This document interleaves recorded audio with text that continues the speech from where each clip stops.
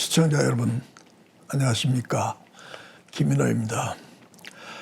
요새 정치권은 특히 여당인 민주당에 의해서 소위 상생 3법이라고 해서 코로나 사태로 인해서 피해를 입은 이 자영업 중심의 이 기업군들에 대해서 지원을 하는데 이 코로나 때문에 오히려 이익을 본 기업들과 그 이익을 나눠서 갖도록 하자. 이익공유법. 또 이것을 위해서 필요하다면 어떤 기금을 만들어 가지고 이익을 본 기업들과 정부가 출연해서 기금을 만들어서 그 기금을 통해서 지원을 하자. 사회연대기금법. 또 이 피해를 입은 업체들에게 손실을 갖다가 보상을 해주자. 손실보상법. 이렇게 세 가지 지금 법안이 검토되고 있습니다. 마지막 거는 이것은 주로 재정이 담당할 역할이기 때문에 오늘 제가 이 기업 문제의 네 번째 해당되는 것으로서 이 이익 공유제라고 하는 이 미신적 사고에 대한 제 견해를 이야기를 하는 여기서는 깊이 다루지 않으려고 합니다. 다음에 재정을 다룰 때 주로 더 깊이 있게 이야기를 할까 생각을 하고, 앞에서 이야기한 이익공유법, 사회연대기금법, 소위 말하는 이익공유제에 관한 내용을 중심으로 이야기를 하려고 합니다. 결론적으로 이야기하면 이런 제도들이 채택이 되고, 만약에 그리고 또 이러한 손실보상을 위한 재정의 역할이 제대로 된다고 할 것 같으면 이 우리나라 경제가 감당해 나갈 수 있을 건가? 경제가 무너져 내려가지 그러지 않아도 많이 무너져 있는 이 한국 경제가 더욱더 무너져질 거 아닌가? 재정의 적신호가 온 지 이미 오래됐는데 국가 부채가 무려 1,000조를 향해 지금 곧 1,000조에 이를 정도로 지금 국가 재정이 적자 재정으로 가고 있는데, 여기에 더 엄청난 지금 부담이 가는, 그래서 이것을 더 적자 재정을 늘리지 않으면은 증세를, 세금을 늘리는 조치를 할 수밖에 없는 그러한 상황이 오지 않겠는가. 그럴 때 과연 우리 국민들이 이것을 부담 나갈 능력이 있느냐. 또는 우리 후세 세대들이 이렇게 빚지는 것을 갖다가 갚아갈 능력을 과연 가질 수 있을 것인가. 특히 이익공유제라고 하는 것은 시장 원리에서 볼 때 지극히 시장 원리에 반하는 그러한 제도인데, 이런 제도를 또 채택을 하려고 하는가. 이것이 기업의 자율적 어떤 판단보다도 정부의 의도에서 자유를 가장한, 하지 못해서 하는 그러한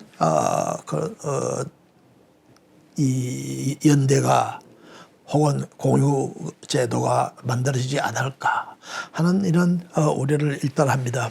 조금 더 구체적으로 이 공유제가 갖는 문제점을 생각을 해보면은, 과거에도 이런 비슷한 생각들이 있었어요.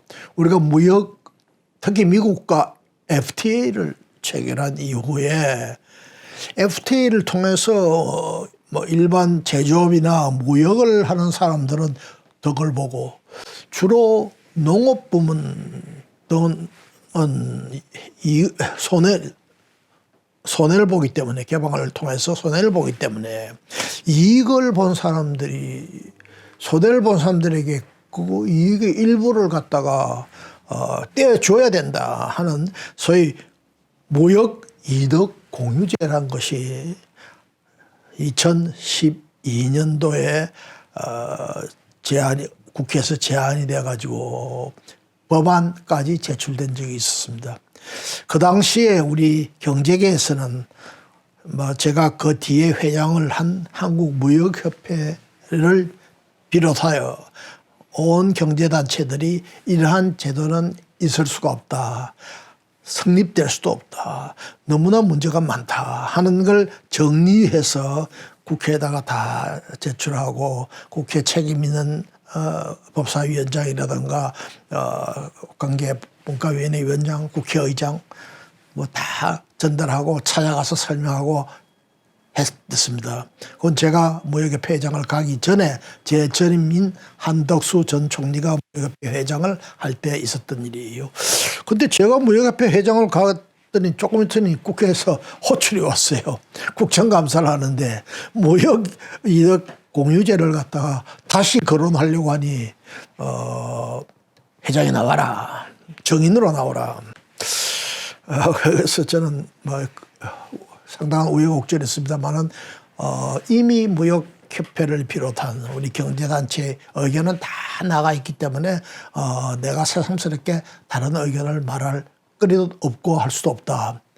만약에 국회가 정말 이 문제에 대해서 관심이 있다면은 국회의원들하고 우리 경제계 있는 사람들하고 정말 국정감사의 형식이 아니고 따로의 별도로 세미나나 혹은 협의회나 이런 것을 통해서 진지하게 토론해서 무슨 좋은 대안이 있겠는가를 같이 고민해보는 그러한 기회를 만들어보면 어떻겠느냐 하고 대안을 제시했는데 뭐 그러한 대안 제시의 일고의 그 시간 고려도 하지 않고 그냥 3번을 계속 정인 신문을 하겠다고 부르는 걸 저는 난 그렇게 한다면 나는 나갈 수 없다고 했더니 저를 갖다가 국회에서 잡으러 왔어요. 이거 소위 동행명령장이라는 걸 발표해 가지고 국회에서 저를 잡으러 와서 그래서 나는 나갈 수 없다. 그 동행명령장에다가도 내가 출석을 못하겠다는 걸 사인해 줬더니 국회가 저를 고발을 했습니다. 검찰에다가. 제가 잘못하면 옛날에 IMF 위기 때 소위 뭐 환란 주범이다 하고 몰려서 이 구치소에 가서 한 4개월 살고 물론 뭐 1심부터 그 무죄가 됐습니다만은 뭐 그런 경험이 있는데 잘못하면 또 한 번 이 구치소나 교도소 신세를 지는 그러한 한판이 될 뻔한 뭐 그러한 경험이 있습니다. 뭐 다행히 검찰이 그 당시에 판단을 잘 해가지고 불기소 처분을 했어요. 그것은 끝났습니다만은 우선 이 무역이득 공유제라는 것은 그 문제점을 막 겉으로 드러난 문제점만 보더라도 무역이득 공유제도 마찬가지고 이번에 하려고 하는 이 코로나로 인한 이익 공유제도 마찬가지입니다만은 도대체 어떤 기업이 이익을 봤다. 또 어떤 기업은 손실을 봤다 했을 때 이것이 반드시 코로나로 인해서 이익이 난 거냐 아니냐 하는 걸 갖다 구분하는 것은 현실적으로 거진 불가능합니다. 회계적으로 불가능한 이야기예요. 기업의 이익의 원천을 갖다가 구분해서 밝히는 것은 불가능하다.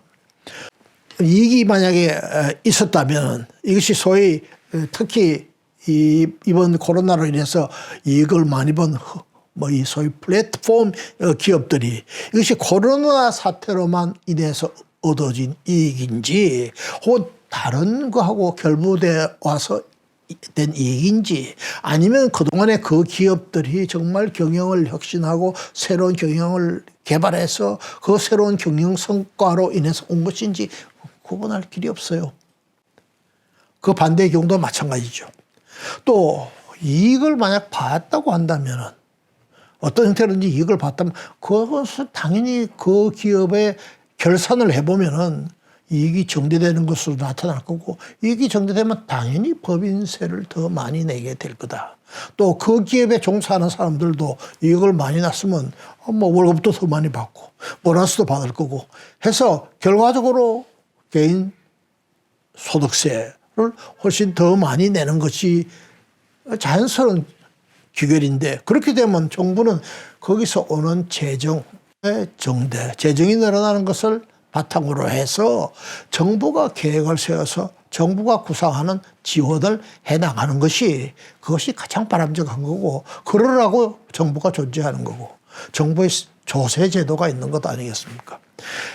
기업은 정부가 이미 설정해 놓은 혹은 만들어 놓은 이 제도에 의해서 탈세하지 않고 물론 경우에 따라서는 뭐 기업의 입장에서 보면 과도하다고 생각할 정도의 높은 세금, 특히 우리나라 법인세 그지 세계에서 제일 높은 지금 수준에 가 있는데 이런 법인세까지를 다 내고 할 일을 다 했다고 생각하는 기업에게 또 이익을 봤으니까 어떤 형태든지 좀 더 내놔라. 처음에는 법을 만들어서 더 거두려고 했는데 대통령이 그런 거 하는 것보다는 좀 자발적으로 하게 하는 방법은 없느냐. 그래서 거기 더 이익을 내놓는 사람한테는 법인세를 좀 깎아준다든가 이런 방식에서 좀 자발적 참여를 유도하자. 이런 지금 구상을 하고 있는 것 같습니다. 그런데 그게 자발적으로 이루어질 수 있는 일이겠습니까? 결국 정부의 의도가 명백해지면 결국 기업들은 또 울며 겨자 먹기로 그게 따라갈 수밖에 없는 이런 구조가 되지 않겠는가 이렇게 봅니다. 깊이는 이야기 안 하지만 이 손실보상에 관한 것은 민병덕 의원 안이 이번 코로나 때문에 정부의 방역 조치 때문에 문을 닫았거나 부분적으로 폐쇄했던 자영업자들에게 손실의 70%부터 한 50%까지를 보상해 주는 법안을 지금 만들고 있는 모양인데 이렇게 되면 월 평균 24~25조의 재원이 필요하다. 그 연간으로 이야기하면 240~50, 한 300조 가까운 돈이 이런 상황이 되는데 지금 정부의 재정 적자가 부채가 약 1,000조를 향해서 지금 아마 조금 있으면 1,000조에 달한다고 나올 텐데 이런 상태에서 이러한 것이 과연 가능할 것이냐. 만약에 무슨 재원으로 그걸 하려고 하느냐. 재원에 대한 아무런 설명이 없어요. 안 되면은 또 정세를 하거나 하는 수밖에 없는데 그러한 것이 과연 바람직한 것인가 하는 것을 깊이 있게 생각을 해봐야 되지 않을까 생각합니다. 근데 더 큰 문제점이 있어요. 제가 보기에는 이렇게 드러난 문제점 이외에 이러한 지금 여당에 의한 고려 계획이 과연 눈앞에 자영업자의 고충 또 이것을 지원해야 한다는 데 따른 그 선의에서 출발한 것이라고 하더라도 결과는 마치 서양 속담에 있는 것 같이 지옥으로 가는 길은 선의로 포장되어 있다. 정부의 생각이 아무리 선의라고 하더라도 결과는 굉장히 경제에 악영향을 미치는 쪽으로 나타날 것이다 하는 것을 분명하게 생각할 수 있고 더하여 과연 이것이 그러한 선의에서 출발한 것인가 아니면 조금 있으면 실시될 서울과 부산의 지방자치단체 장의 보궐선거를 위한 그것을 의식한 선거를 의식한 그러한 정부 여당의 돈뿌리기 작전이 아닌가. 자, 여기서 우리가 참 생각을 해봐야 된다고 생각합니다. 사실 이번 선거는 제대로 된 선거라면 여당은 후보를 내서는 안 되는 거죠. 여당은 지금 현재 대통령이 여당 당 대표로 있을 때 우리 당이 문제를 제기해서 문제를 만들어서 그 결과로서 보궐선거를 하게 될 때는 후보자를 내지 않겠다. 당원의 못까지 바꿔서 국민들에게 약속을 했던 그런 정당인데 언제 그런 일이 있었냐는 듯이 이 당헌을 다시 개정해가지고 후보자를 냈다. 뭐 앞으로 내겠다. 후보들이 지금 열심히 운동을 하고 있죠. 또 거기에 대해서 그것을 그 당시에 당헌에 집어넣었을 때 대표였던 지금 문재인 대통령은 이런 방구의 이야기도 없고 거기에 대해서 국민들에게 사과하는 적도 없었고 왜 그렇게 그때는 그렇게 했고 지금은 이렇게 하느냐. 뭐 사정이 달라졌으니까 할 수 없다. 뭐 이렇게 이야기할까요? 지난번 기자회견 때 거기에 대한 질문이 있었을 때 그래서 그동안 사정이 달라졌다. 뭐 그런 비슷한 이야기를 한 것으로 기억하는데 이것이 책임 있는 정치인이 할 수 있는 태도인가. 이런 생각을 갖습니다. 이거 정말 안 해야 되는 선거 아니겠습니까? 이 안 해도 될 선거를 갖다가 이렇게 엄청난 수백억 들여서 보궐선거 하는 것만도 즉각 국가 재정에 끼치는 폐해를 생각하면 정말 이 민주당은 국민들에게 정말 섰고 대죄를 해도 미흡할 텐데 여기다가 지금 엄청난 지금 재정까지 돈 뿌려서 또 이 선거를 꼭 이겨야 되겠다. 전 참 정치를 안 해봐서 이 정치하는 사람들의 마음을 알 수 없지만 적어도 나라를 운영하는 사람 또 국가 경영을 하겠다는 사람들이 이렇게 눈에 보이는 이 표만을 의식하고 행동해서 되겠는가 하는 생각을 갖습니다. 사실은 제가 경제수석을 끝내고 제가 모셨던 김영삼 대통령도 대통령에서 물러나서 이제 야인이 되었을 때 상도동 사저로 제가 한번 뭐 인사 겸 또 상의드릴 말씀도 있어서 찾아간 적이 있습니다. 그때 어떤 계기에 당시에 김영삼 전 대통령께서 그런 말씀하셨어요. 김 수석은 정치를 안 해봐서 모르는데 선거 때만 되면 정치인 눈에는 표밖에 안 보인대. 이런 말씀을 저한테 했어요. 뭐 옳은 말씀일 겁니다. 뭐 오랫동안 정치를 한 대한민국 정치 구단이라고 하는 김영삼 대통령 입에서 나온 말입니다. 그러나 저는 그렇게 생각하지요.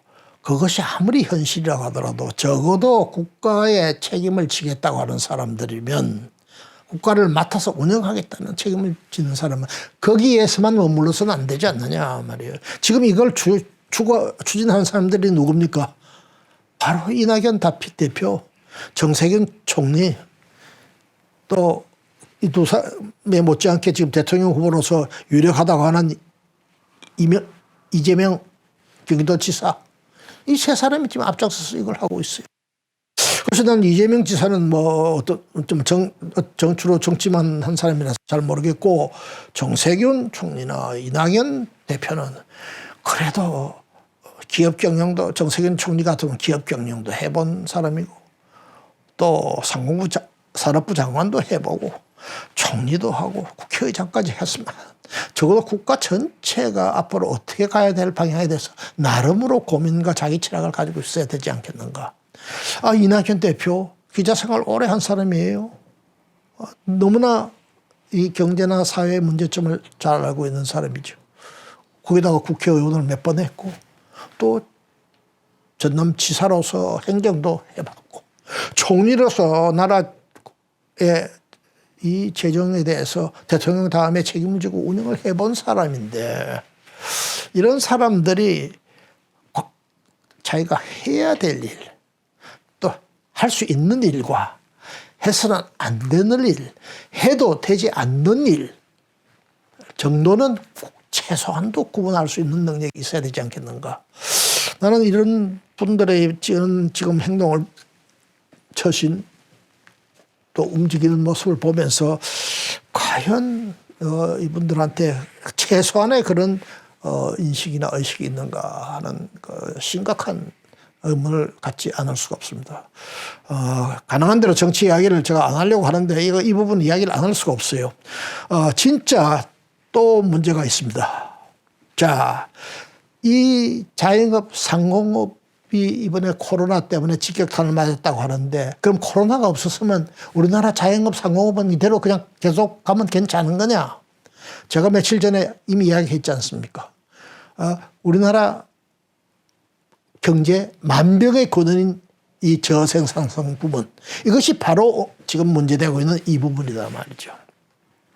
코로나 때문에 물론 직격탄을 맞은 것도 있지만 코로나가 안 왔더라도 이 부분은 구조의 근본적 변화가 일어나지 않으면 그 부분도 살지 못할 뿐더러 그 부분이 우리 한국 경제를 끌어안고 같이 넘어질 수밖에 없는 그런 정도의 심각한 문제를 갖고 있는 것이 바로 우리 한국 경제가 안고 있는, 그리고 우리 취업자 약 25%가 거기에 체화되어 있는 이 저생산성 부분. 이것이 바로 오늘 문제가 되고 있는 바로 그 부분이다 말이죠. 이러한 기회에 어떻게 하면 이 부분의 생산성을 부분적으로라도 회복할 수 있겠는가? 아니면은 다른 대안을 통해서 이 부분에 체화되어 있는 취업자의 상당 부분을 어떻게 하면 뽑아낼 것인가? 그래서 보다 생산적인 부분으로 확 돌릴 수는 없겠는가? 그것을 하기 위한 조건은 뭔가? 이런 문제에 대해서 깊이 있는 고민을 해야 되지 않을까 이렇게 생각합니다. 저는 제가 지금 이번 주로 유튜브 방송을 통해서 이 문제를 처음 제기하는 거 아니에요. 제가 적어도 10년 이상 전부터 한국 경제 전반을 책상 위에 올려놓고 검토해가지고 무슨 대안을 제시하거나 혹은 건의를 하거나 혹은 강연을 하거나 할 때 적어도 중요한 3번에 걸쳐서 저는 이 문제를 제기한 적이 있습니다. 이 부분의 문제를 해결하지 않으면 한국 경제에 갖고 있는 이 불균형의 문제, 경쟁력의 문제, 취업의 문제, 고용의 문제 해결할 길이 없다. 어떤 의미에서는 코로나가 옴으로써 그 문제가 좀 더 적나라하게 현실적으로 드러났을 뿐이지 새로운 문제가 아니에요. 근데 이러한 본질적 문제, 이 문제 발생의 배경, 이런 것에 대해서는 이런 방구 언급도 없고 오로지 이 부분에 대해서 지원과 배려를 어떻게 해가지고 이 선거에 이길 것인가 하는 것만이 머릿속에 들어있는 사람들이 우리나라의 정치 지도자들이다. 대통령을 꿈꾸는 사람들이다라고 한다면 참 우리나라 장래가 암담하다 하지 않을 수가 없습니다. 일본의 경영의 신이라고 해서 추앙받는 마츠시타 고노스케라는 분이 있죠. 이분이 이런 이야기 했어요. 호황은 좋은 것이다.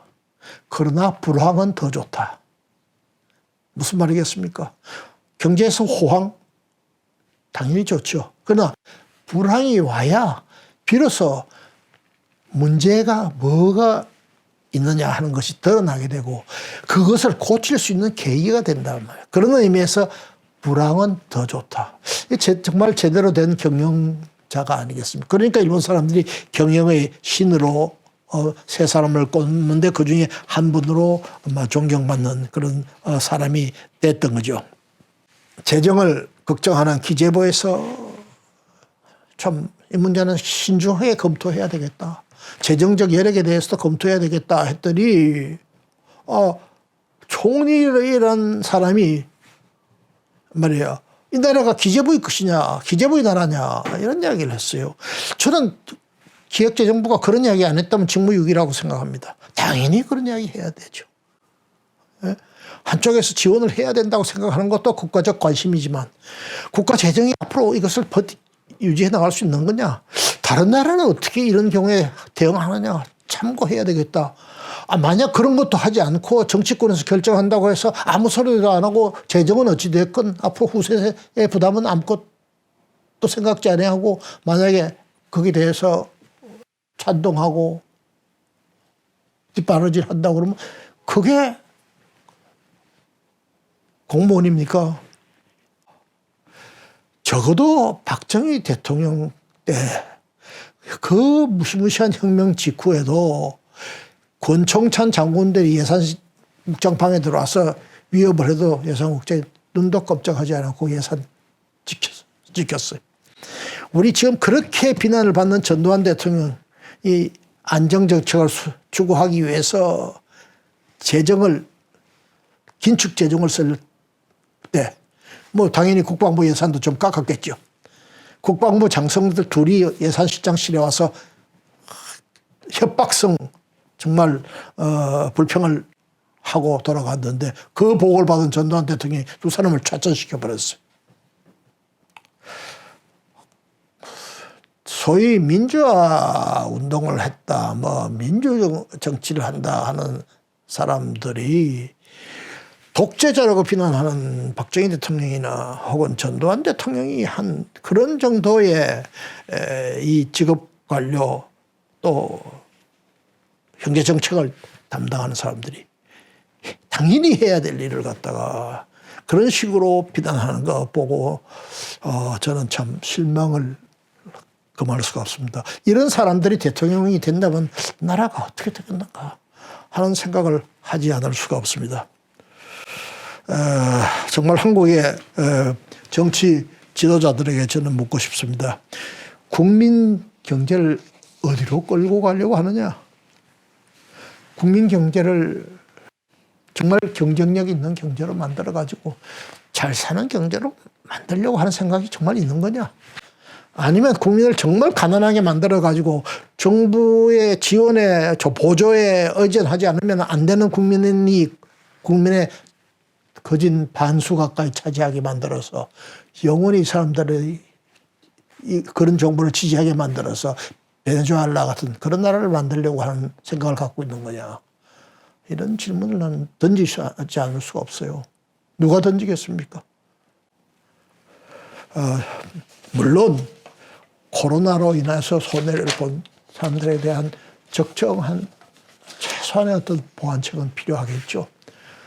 그러나 그것을 하기 위해서 얼마나 고민을 하고 여러 가지 대안을 놓고 검토를 해보고 또 그것을 집행할 예산 당국이나 이런 사람들의 의견도 듣고 거기서 최종적으로 정부가 고민 끝에 결단을 내리고 그 결단에 책임을 지는 이런 이 정치 역할이 지금 우리나라에서 되살아나는 걸 기대하는 것은 불가능하고 정말 꿈꾸는 일이 돼버렸는가. 저는 이런 대안을 제시하고 싶습니다. 이 경제정책 전체를 시스템적으로 봐야 된다. 즉 시스템적 대안을 모색해야 된다. 지금 자영업 부분, 소상공인 부분에서 문제가 생겼다 해서 그 부분만 보고 문제를 해결하려고 하고 그 부분 내에서 해결하려고 하는 방식은 절대로 해결이 안 된다. 제가 그 부분에서 취업자 약 반을 뽑아내지 않는 한은 이 문제 해결이 안 된다고 하는, 이 반을 뽑아내려면은 중소기업을 담당하고 있는 중소벤처기업부가 가능하겠습니까? 이 국민경제 전체를 책상 위에 놓고 경제정책을 새로 짜지 않으면 안 되는 거죠. 저는 오래전부터 제가 중소기업 문제 깊이 관여했지 않습니까? 중소기업 연구원장도 3년 한 반이나 했고 결론적으로 중소기업의 문제를 중소기업 내에서 해결하는 데는 해결 방안이 나오지 않는다. 중소기업 바깥에서 문제 해결 대안을 찾아야 된다. 그러기 위해서 그 당시에는 중소기업청이 있던 시절이었는데 저는 공개된 문서에서도 그런 이야기를 했습니다. 중소기업청을 없애라. 그리고 중소기업 정책을 산업부의 핵심 정책으로 산업부 내로 도로 끌고 들어가야 된다. 중소기업청, 중소벤처기업부 해가지고 그 안에서 문제를 해결하려고 그러면 결국 그 사람들이 생각해낼 수 있는 건 뭐가? 지원, 보조. 정부는 절대로 공짜로 돈을 주지 않으니까 그러면 또 거기에 상응하는 규제 만들어내는 거죠. 지원과 보조, 규제의 악순환이 반복될 뿐이다 이렇게 생각합니다. 우리 이러한 문제를 추진하면 결국 대기업들에게 손 벌리겠죠. 정부가. 아니면 옆구리를 찔러서 돈을 내게 만들겠죠. 이 정부가 어떻게 성립을 했습니까? 박근혜 정부가 대기업들로부터 무슨 돈을 받았다, 무슨 누구에게 말을 사줬다 해서 지금 이재용 삼성회장 돈 80억 줬다고, 삼성에서 돈 80억이 돈이냐고 보는 이야기 생각했는데 그거 줬다고 지금 등등 다른 것까지 포함해서 지금 뭐 국정농단으로 지금 구속 형벌까지 하고 있는데 정부가 이 기업과의 관계를 다시 생각해야 됩니다. 대기업과의 관계에 있어서는 정부는 주지도 말고 받지도 말고 이런 원칙을 고수해야 됩니다. 그렇게 박근혜 정부를 비난하는 이 정부가 도대체 이재용 씨가 정유라에게 말 사준가 하고 지금 새로운 수요가 생길 때마다 대기업들이 난 이익에서 일부를 떼어내 가지고 그걸 보전해라고 하는 거하고 뭐가 본질적으로 다르냐 말이에요. 똑같은 이야기 아닙니까? 난 이것은 정부의 직권남용이라고 생각합니다. 이 사고를 그만둬야 됩니다. 이 사고를 계속 밀고 나간다면은 앞으로 과거에 박근혜 정부가 비난받았던 거하고 그보다 훨씬 더 심각한 비난을 이 정부가 면치 못할 것이다. 역사적으로도 그런 평가를 받을 것이다 하는 것을 좀 말씀드리면서 오늘의 말씀은 이것으로 그치려고 생각합니다. 경청해 주셔서 감사합니다.